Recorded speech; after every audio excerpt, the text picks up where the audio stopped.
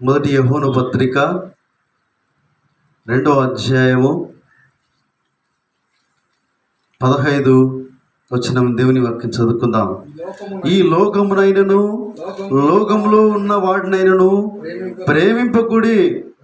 ఎవడైనను లోకమును ప్రేమించిన ఎడల తండ్రి ప్రేమ వానిలో నుండదు అని దేవుడే తెలియపరుస్తా ఉన్నాడు. ఈ లోకమునున్న వాడినైనను లోకములో ఉన్నవాడినైనను ప్రేమింపకుడి.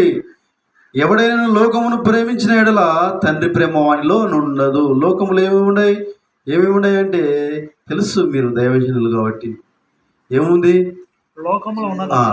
లోకములు ఏమి ఉన్నాయి? శరీరాశయు, నేత్రాశయు, జీవపుటంబము, ఇవన్నీ కూడా ఈ 3 ఉన్నాయి. ఆదము అవ్వలను ఆశ చూపించి ఏం చేశాయంటే కదా, అపవాది గాడు ఏం చేశాడు? పడగొట్టి ఏం చేశాడు? అవిధేయత చేశాడు, పాపములు నెట్టివేశాడు, మరణానికి గురి చేశాడు. నిజంగా యేసు ప్రభు దగ్గరికి కూడా అపవాది గాడు వచ్చాడు శోధించటానికి కదా. ఆకలి కొంటే ఈ రాయిని రొట్టెని చేసుకొని తినను అని అన్నాడు కదా. నాకు మొక్కుము, ఈ రాజ్యాలన్నీ కూడా నీకు ఇస్తా అన్నాడు. పై నుండి కిందికి దుంకుము అన్నాడు. 3 రకాల శోధనలు కదా శోధించాడు. శరీరాశ, నేత్రాశ, జీవకుటుంబము. ఇవి తండ్రి వల్ల కలిగినవి కావు గనుక ఈ లోకమునైనా లోకములు ఉన్నవాడు నేను ప్రేమింపకుడి.